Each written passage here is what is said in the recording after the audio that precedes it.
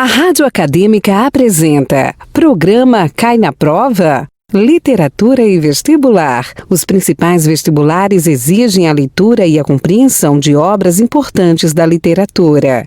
Por isso, vamos te ajudar analisando as características dos principais livros. Mas atenção, a leitura das obras é indispensável. Apresentação: Professora Natália Helena Wickmann.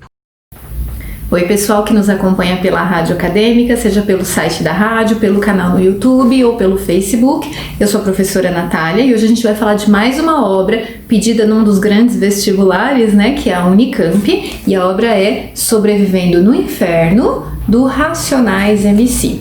Eu vou fazer a referência às letras, da música deles, por meio dessa edição aqui, que também, como todas as vezes que eu tenho mostrado para vocês, tá cheia de post-it, mas eu vou fazer a referência a essa edição que é a que eu tenho, mas você precisa saber que a Unicamp, ela cobra o álbum, tá? Então você pode baixar ou procurar em algum canal de streaming, para você ouvir as músicas desse álbum, Sobrevivendo no Inferno. É um álbum de 1997, e aí em 2018, quando a Unicamp anunciou, que aliás um pouco antes, quando anunciou que para o vestibular de 2018 essa obra seria pedida na prova, aí a Companhia das Letras fez essa edição, que é a edição que eu estou usando para mencionar as letras, para falar com vocês sobre a música do Racionais MC. E isso é muito interessante, de pensar que a Unicamp dá uma diversificada na hora que ela coloca um álbum de rap, tanto no sentido de ser um estilo musical que para muitas pessoas pode gerar um pouco de estranhamento, especialmente aquelas pessoas que têm uma visão um pouco mais conservadora, sobre o que é cultura, sobre o que é música popular brasileira, sobre o que é boa música, enfim, esses conceitos, que eu não vou entrar nessa discussão com vocês, mas pode causar um certo estranhamento para essa parcela das pessoas, e principalmente para aquelas que não conhecem o grupo Racionais e toda a trajetória e importância que eles têm para a música no nosso país, tá? Eu vou mencionar algumas coisinhas, mas também não é difícil de vocês encontrarem essas informações se quiserem se aprofundar buscando na internet, tá? Mas acho, isso é uma opinião pessoal, que a opção por trazer o Racionais é bastante louvável, porque mostra pra gente que os portões da universidade estão abertos, de uma forma bastante simbólica, estão abertos a todas as pessoas, e incluem agora, ou pelo menos tentam, de certa forma, incluir grupos que até então ainda são bastante minoria, mas que até então não estavam representados, E é interessante também pensar que o Racionais aparece ao lado do Camões. Isso gera bastante discussão, Se vocês derem uma procurada na internet, vocês vão encontrar pessoas criticando a escolha da Unicamp, já desde 2018, e outras pessoas elogiando nesse sentido que eu estou dizendo a vocês, Essa demonstração de portões abertos, metaforicamente e, por que não, literalmente.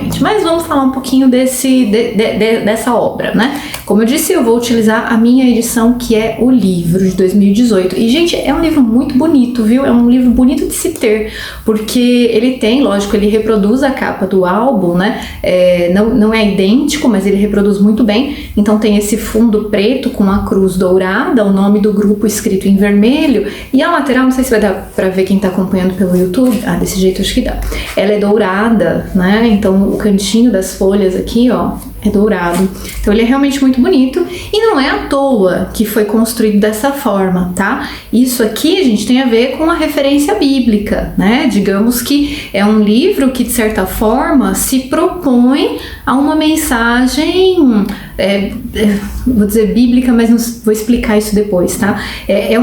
Se propõe a passar uma mensagem tal como a Bíblia. Acho que assim fica mais fácil de entender, Assim como a Bíblia é um livro considerado sagrado, uma palavra sagrada, uma palavra que vem para guiar, orientar, proteger, faz a gente pensar que essa tentativa no livro e no álbum também é de nos mostrar algo que possa proteger, uma nova palavra, uma outra palavra, né, que possa proteger, talvez. Nós vamos ver em algumas músicas aqui, em alguns trechinhos das letras, né, que isso faz muito sentido, tá?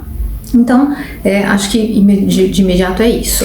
É uma obra de 97, como eu disse, e é considerado o álbum que colocou o Racionais, que já vinha desde o final da década de 80, né, produzindo e aparecendo aos pouquinhos, mas em 97 eles estouraram exatamente com essa obra, com Sobrevivendo no Inferno.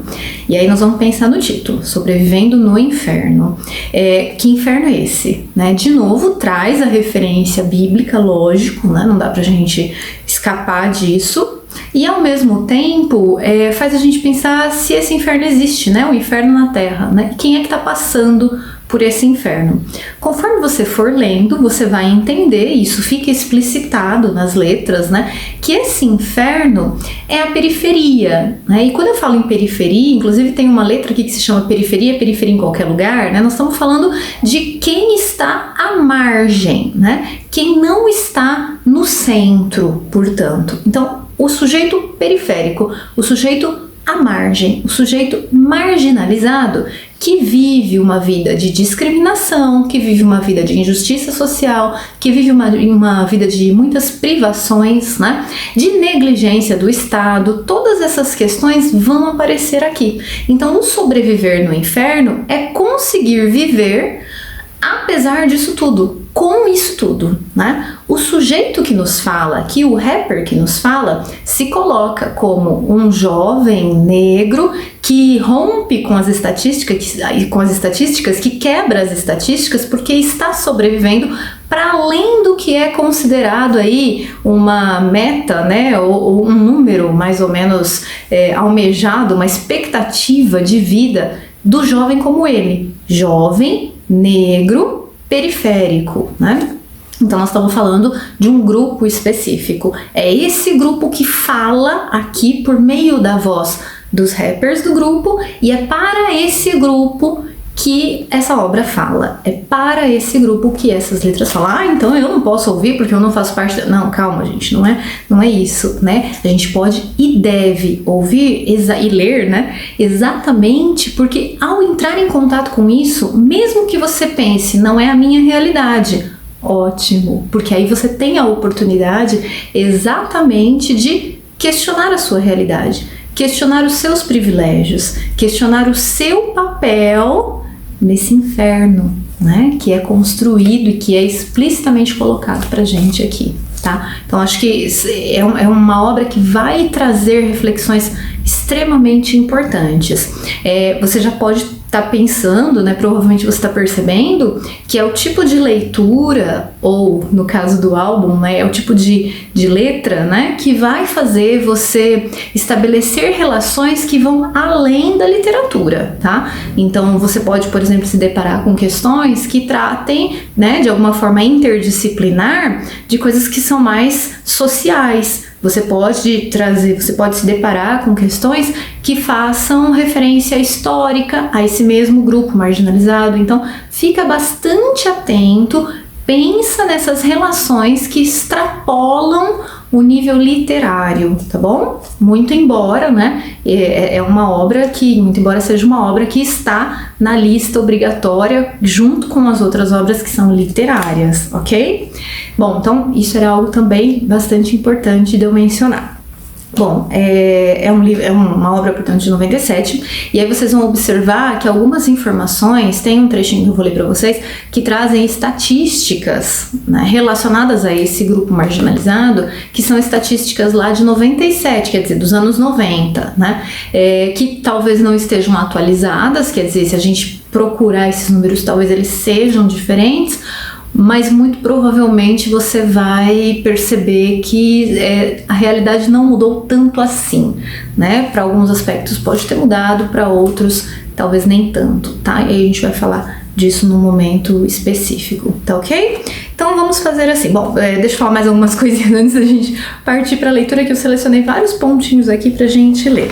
Todas as letras que tem aqui são de autoria do Racionais, com exceção da primeira música, que se chama Jorge da Capadócia. Eu falei para vocês que pela capa você já tem essa referência bíblica, e você vai perceber que parece, né, que nós estamos aqui pela primeira música, né, Jorge da Capadócia, que se refere, portanto, a São Jorge, considerado um santo guerreiro, protetor, né, especialmente protetor. É como se nós estivéssemos adentrando esse inferno, vamos fazer a travessia por esse inferno que vai se abrir para você conforme você for lendo ou ouvindo. E essa primeira música de abertura, Jorge da Capadócia, vem para isso, para pedir proteção, tá? Para pedir essa proteção na hora de você passar, né, por essa obra, mas isso é metafórico, né? Talvez seja mais no sentido assim, da proteção para passar por essa vida tão sofrida e violenta da periferia, tá? Então vai tratar, e aí depois as outras letras vão trazer essa realidade do jovem pobre, negro, periférico no nosso país, tá bom? E também vai tratar da questão da população carcerária. Nós temos aqui uma das letras de música, uma das músicas que ficou mais famosa, né, do grupo em si, que é Diário de um Detento, não é só do Racionais, é em parceria com um detento, o Jocenir, que vai tratar do massacre do Carandiru. Então, como o próprio nome diz, né, Diário de um Detento, vai retratar o cotidiano da prisão, e aí você vai perceber essa questão da população carcerária majoritariamente negra, vista como se fosse uma coisa absurda ou estranha por quem está olhando de fora, né? Eu vou ler um trechinho depois para vocês entenderem isso, né? E aí vai falar um pouquinho, vai mencionar o massacre do Carandiru. Se você nunca ouviu falar disso, acho difícil, mas enfim, se nunca ouviu falar disso, é importante também dar uma pesquisada. Tem vários documentários, vários vídeos, vários textos que discutem, tem o próprio filme também, né, que é bastante famoso. Também seria interessante dar uma olhadinha antes de fazer a sua prova. O rap, né, é considerado aqui, é tomado por esse grupo, por quem nos fala nessas letras, como um instrumento de conscientização. Então, é por meio dessa música que essa realidade vai ser tratada, mas ela não vai ser romantizada. Nós vamos ver aqui em vários trechos que vão falar sobre a vida no crime, sobre a questão do porquê, né, o que vai esmiuçar um pouquinho, né, quais são as condições do indivíduo, do sujeito que entra nessa vida do crime. Só que isso não é romantizado ou enaltecido, muito pelo contrário, né? Aqui você vai encontrar uma voz que nos diz, olha, essa vida no crime ela é sem futuro. Essa vida no crime, a única saída, né, o único final possível vai ser prisão ou morte. Então é final trágico, né? Então você não vai ter aqui a romantização desse sujeito periférico,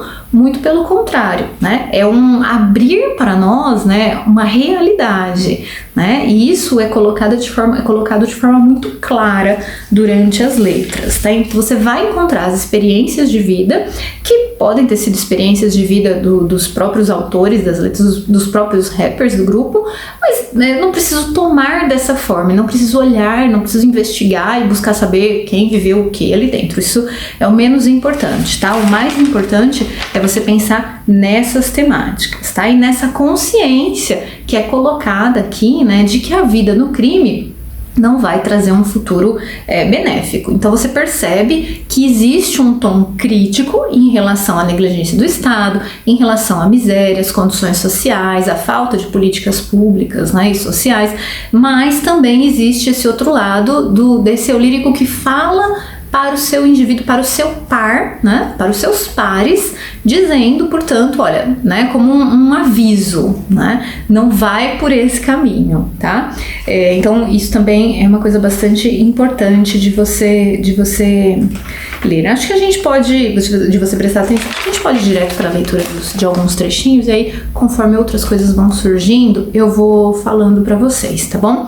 Então, como eu disse, gente, nessa edição, se você for usá-la, né, para sua leitura, para os seus estudos, é interessante você observar, tem um prefácio aqui do professor Acauã Silvério de Oliveira, que é um professor de literatura brasileira na Universidade de Pernambuco. É um prefácio que se chama O Evangelho Marginal dos Racionais MCs. Olha que título interessante, né? Porque o Evangelho é uma parte super significativa, né, do texto bíblico, né? E aí, né, por que o Evangelho e por que o Evangelho marginal? Então, durante esse prefácio, além de trazer algumas informações contextuais bem importantes para você entender a importância do grupo no cenário do rap, no cenário da cultura e da música, né, no país, ele vai falar exatamente sobre como essas letras acabam se construindo como uma mensagem tal qual acontece no texto bíblico, né? E uma mensagem que vai falar sobre Jesus de certa forma, porque em vários momentos existe essa referência. Aliás, tem um outro trechinho aqui mais pra frente que nós vamos ver, que vai colocar Jesus, que vai falar, olha, Jesus ele era pobre e preto, ele era muito mais parecido comigo que tô aqui na periferia, na margem, na favela, nessas condições, do que com as pessoas de uma classe social elevada, né? Então é bastante interessante você dar uma olhadinha aqui nesse prefácio. Tem vários pontos legais que ele vai colocando aqui, que ele vai falar sobre esse ponto de vista da periferia, né? Sobre como o indivíduo que fala se porta e para quem, e como é, né? Quem é essa pessoa para quem ele fala, tá? Então vale demais a pena, tá? Bom, então como eu disse para vocês, a primeira parte, a primeira música é o Jorge da Capadócia. Nossa, eu acho que eu comecei a falar e não terminei. Que é a única letra aqui que não é de autoria do Racionais, tá? De nenhum dos rappers. É a autoria do Jorge Ben, tá? Então é o único que não vai ser de autoria deles. E dentre os versos que estão aqui, no sentido de pedir proteção, né? Veja o que ele diz. Eu estou vestido com as roupas e as armas de Jorge, para que meus inimigos tenham pés e não me alcancem, para que meus inimigos tenham mãos e não me toquem, para que meus inimigos tenham olhos e não me vejam, e nem mesmo um pensamento eles possam ter para me fazerem mal. Armas de fogo, meu corpo não alcançarão, né? Então aquela ideia, né, do corpo fechado, né, do protegido, e a partir daí eu posso começar a minha travessia. Para nós, enquanto leitores, a partir daqui, dessa proteção, podemos dar um passo adiante, porque vamos adentrar este inferno junto com os rappers, né? E para quem está ouvindo, né, para o público-alvo, né, dessas letras, é uma proteção para a vida, né, para a sobrevivência. A segunda letra se chama Gênesis. Veja, isso é muito importante de você manter, né, essa referência que eu falei ao texto bíblico. Mantenha isso em mente, porque você vai fazer um paralelo muito interessante. Gênesis é aquela parte da Bíblia que vai falar da criação. E é um texto é uma letra do Mano Brown, bem curtinha. Olha o que ele diz. Deus fez o mar, as árvores, as crianças, o amor. Tudo que Deus fez, positivo, né? O mar, as árvores, quer dizer, a natureza, as crianças, o amor, as crianças, a ingenuidade, a pureza, né? O amor, o sentimento. O homem, olha a oposição, né? Me deu a favela, o crack, a trairagem, as armas, as bebidas, as puta. Eu tenho uma Bíblia velha, uma pistola automática, um sentimento de revolta e tô tentando sobreviver no inferno. Sintetiza, né, pra gente tudo que vai se passar aqui. Depois que você terminar de ler, você volta para essa letra, que isso vai fazer muito sentido, né? Então, veja a oposição, o que Deus fez e o que o homem fez. O que o homem fez? A favela, afinal de contas, né, é uma construção, é uma forma de viver que tem a ver com a expansão urbana desigual, né? O crack, a trairagem, então, né, talvez aí em oposição ao amor, à natureza. As armas, bebidas, puta, tudo num verso só, né? Então aqui você tem a mercadoria que destrói esse mundo criado por Deus, né? Inclusive as puta, que também, né? A mulher tida como mercadoria. E aí ele se coloca dentro desse cenário. Então, no cenário de o que Deus fez e o que o homem fez, onde eu estou? Eu tenho uma Bíblia velha, uma pistola automática, um sentimento de revolta e tô tentando sobreviver no inferno. Então eu tô tentando sobreviver nessa margem do sistema, né? De um sistema opressor, né? De um sistema capitalista. Isso também vai aparecer, né? O questionamento disso também vai aparecer em alguns momentos. Estou sobrevivendo, tentando sobreviver dentro de um sistema cujo estado de estado genocida, né? Porque a gente sabe, né, que esse jovem negro, pobre, periférico é um dos grandes, se não for o maior alvo, né, dessa injustiça que mata, né? Então, aqui uma coisa importante. Um detalhe, né, em relação à análise linguística mesmo. Veja, o homem me deu a favela, o crack, a trairagem, as armas, as bebidas, as putas. Você vai olhar e falar assim, nossa, né, faltou a concordância. Faltou a concordância e isso é um ponto para você prestar atenção, porque o que tá aqui reflete a linguagem desse sujeito e do sujeito com quem ele fala, tá? Então você precisa lembrar daquelas aulas, né, sobre adequação linguística, preconceito linguístico, a diversidade linguística, né, de vários fatores, porque de repente isso também pode ser um ponto a ser levantado na prova, tá? Depois você tem, né, na terceira letra, que se chama capítulo 4, versículo 3. Quer dizer, novamente, né, essa referência bíblica. É essa letra que vai trazer as estatísticas que eu falei para vocês. Veja, começa assim, ó. 60% dos jovens de periferia sem antecedentes criminais já sofreram violência policial. A cada 4 pessoas mortas pela polícia, 3 são negras. Nas universidades brasileiras, apenas 2% dos alunos são negros. A cada 4 horas, um jovem negro morre violentamente em São Paulo. Aqui quem fala é Primo Preto, mais um sobrevivente. Vai ficando mais claro pra gente, né, entender essa noção, essa ideia de sobreviver, que é colocado aqui desde o título, tá? De novo, eu disse que é um livro, é uma obra de 97 que virou livro em 2018. Então essas estatísticas, elas não estão atualizadas, ok? Mas elas não estão provavelmente elas não destoam tanto, infelizmente, né, do cenário que nós temos hoje, tá? Talvez, né, talvez essa estatística relacionada às universidades, como nós estamos falando do final dos anos 90, isso é antes, por exemplo, das políticas que foram feitas, né, para o ingresso na universidade, como o ProUni, o FIES, que foi bastante expandido, né, nos anos 2000, especialmente nos governos Lula e Dilma, enfim. Então, eu não sei dizer para vocês qual hoje é a porcentagem de negros na universidade brasileira. Nas universidades brasileiras, com certeza é maior que 2%, eu espero que sim, né? Eu acredito que deva ser sim, mas não deve destoar tanto, ainda deve ser uma minoria. Isso eu posso afirmar com certeza, tá? E a cada 4 homens, um jovem negro morre violentamente em São Paulo, né? Eu acho que seria importante você dar uma pesquisada, buscar aquele mapa da violência, enfim, dar uma pesquisada em documentos que mostrem, porque isso também poderia ser uma questão, né? Você trazer esse trechinho, trazer estatísticas novas e estabelecer um comparativo. Então, fica atento a isso, tá? E aí, essa ideia da sobrevivência. Então, diante de tudo isso, quer dizer, em que a minha vida tá por um fio sempre, né? Eu sou mais um sobrevivente, né? Depois vem o Mano Brown.